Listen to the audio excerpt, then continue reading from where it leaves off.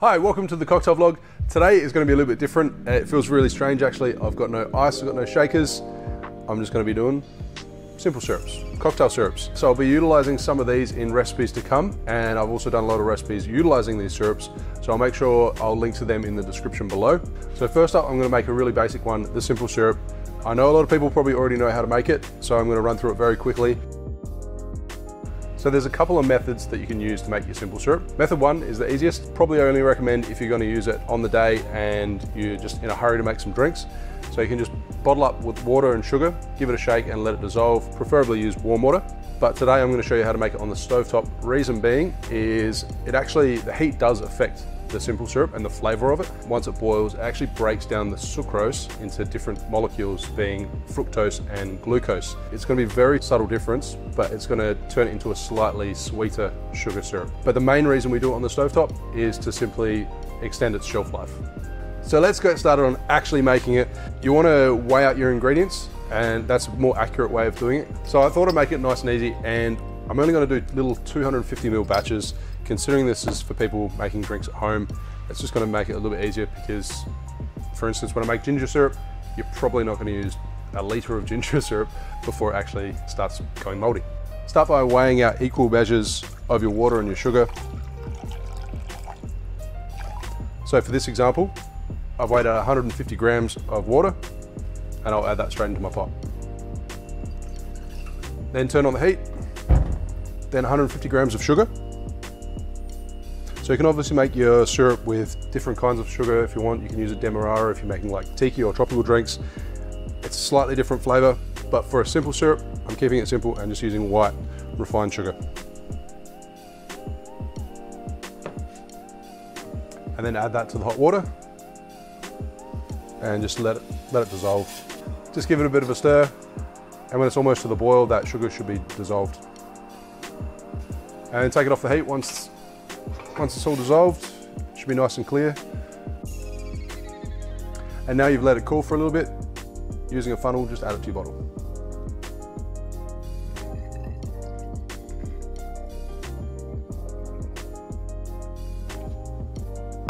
So with those measurements, that's made just under 250 mils. So there you have a simple syrup. Very simple, I know, but I just wanted to show you the importance of actually weighing your ingredients, putting it on the stovetop to increase its shelf life. So this here will last 2 to 4 weeks in the fridge, as long as you've got a swing top or a screw jar or something like that. It is a crucial ingredient to a lot of cocktails, to like the majority of cocktails, so it's important to get it right. So next I'm going to show you how to make a raspberry syrup, which is also incredibly simple. 1 punnet of raspberries to the 250 mils of that sugar syrup that I've made. Just add it straight into a jar. And I'm gonna just get a really light muddle. If berries are out of season, or if you're on a budget, you can also use frozen raspberries. I probably wouldn't do it in a bar, but at home, it works just as well. So seal your jar and store that in the fridge for 24 hours, and then we'll strain out those raspberries. Okay, so now this has been sitting in the fridge for 24 hours. It's definitely extracted a lot of the juices from those raspberries, and it's intensified, and it smells and looks really delicious. So using a funnel and a strainer, if you want, you can use like a cheesecloth or something. So you can see the color of that syrup looks delicious. And try and squeeze out as much of that flavor as you can. Now make sure you don't throw this away either. That's actually still, like, it's got a lot of seeds in it. It'll be a little crunchy, but it'll be super sweet, really flavorsome still. And you can use it like on the top of a Mojito. You can use it on a bramble. There's so many different ways you could use it, but it is still going to be really tasty. So there's no point throwing it out. So there, the house-made raspberry syrup. That is super delicious, really bright, and yeah, it's going to work so well in cocktails. The 1934 Cosmo, the Knickerbocker, and the Clover Club. They're 3 very well-known cocktails that this is going to work wonders in. Now the shelf life on this is going to be a little bit shorter than your standard simple syrup, because you'll notice that I didn't actually cook the raspberries. I'd probably give this 1 to 2 weeks, but it's not going to last long in the fridge. So next up, I'm going to show you how to make a mint syrup. So this works with any kind of herb that you'd like to utilize. So like making a sage syrup or thyme, exactly the same method. So rather than cooking it on the stovetop, which will extract different oils of those herbs, I'm just going to use fresh herbs straight into a sugar syrup. So I've cooked another batch of simple syrup. Same again, 1:1 ratio that's weighed. And I'll transfer that into my mixing jug and just pick some fresh mint and throw it straight in. Keep some whole leaves, I'll tear some leaves as well. So you can imagine if you actually put this on the stovetop and heated it, this mint would wilt down and yeah, just it extracts different flavors, adds some bitterness to it, which you probably don't want. You want that fresh aromatic. Then from there, transfer it straight into the bottle. It's probably not going to go in too well.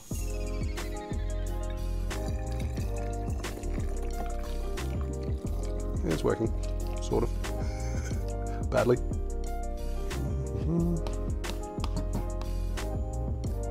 So there you have a mint syrup. So you can give this a light shake, store it in the fridge. I'd recommend using this fresh, so I'd give it up to a week, but these herbs are going to wilt quite a bit and not look as nice. This is going to work really well in like a mojito, a whiskey smash, a mint julep, and it's a way to influence the drink and add mint and herby notes to it if you don't have fresh mint on hand. Like say if you're going for a picnic or you're going to a friend's place for a few drinks, then this is a nice easy solution so you can whip up a few cocktails without the hassle.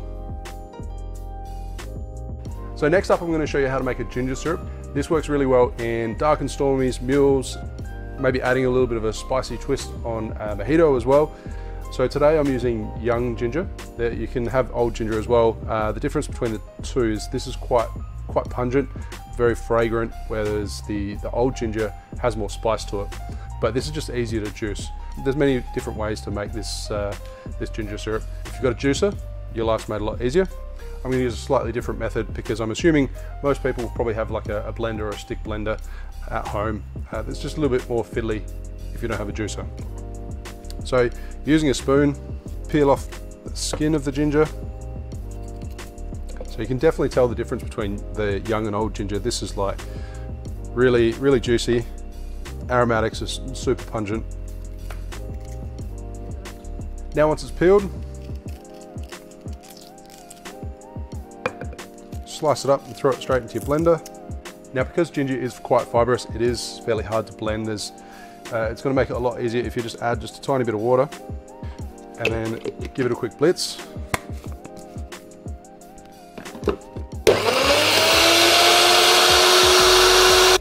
So I've got 1:1 sugar syrup in the pot right now, so it's just bringing up to the boil. Now I've got the blended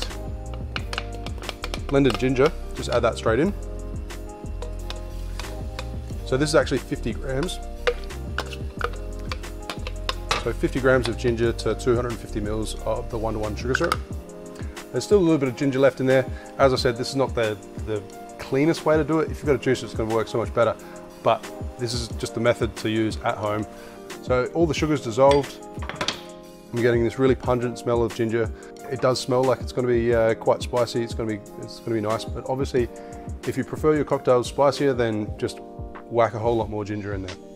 Okay, so now you want to strain out all those bits. If you want to, you could use just a conical strainer or a tea strainer. I'm just going to use this little muslin bag that I have lying around. Try not to burn my hands.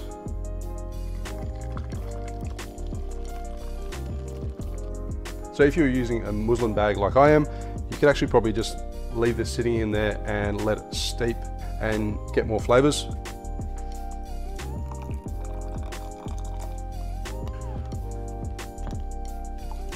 So using the bag and the funnel, I'm just going to squeeze out every last drop of that flavor.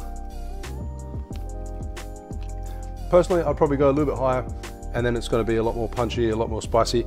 That also depends on the type of ginger that you use. Using a funnel, adding that straight into the bottle. Okay, so the next syrup I'm going to show you how to make is a honey syrup. Very simple, just watered down honey, really.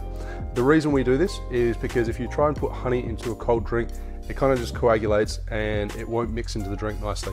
So just that tiny bit of water will make it mixing much easier. So I'm going to be making a 3-to-1 syrup. So we want to be 3 parts of honey to 1 part water. 100 mils, just over 3 ounces. So now I want to add just over 30 mils or 1 ounce of hot water. Doesn't have to be boiling. Then just give it a stir. It should still have quite a thick viscosity. It's still somewhat honey-like as far as texture goes. That works well. So as you can see, it's got a lot thinner texture to it. Pours nice and easily. It'll mix really well into a cocktail. Speaking of which, you could make a bee's knees, gold rush, penicillin. Penicillin being my favorite. Still haven't uploaded to the channel, which is what I'm going to utilize this for. So a penicillin utilizes honey syrup as well as fresh ginger. So if you wanted to, you could actually just combine the two or use a little bit of each. So there you have your honey syrup. So there you have 5 different styles of cocktail syrups that you can use. I'll make sure in the description below that I share links to those particular cocktails that utilize these ingredients. And I know you're probably all asking, where's the orgeat and where's the grenadine? But I thought those recipes deserved a video of their own. So if you haven't subscribed, you're gonna have to now, and I'll post it very soon. Thanks for watching. Make sure you like and subscribe, and I'll see you soon for another cocktail video. Cheers.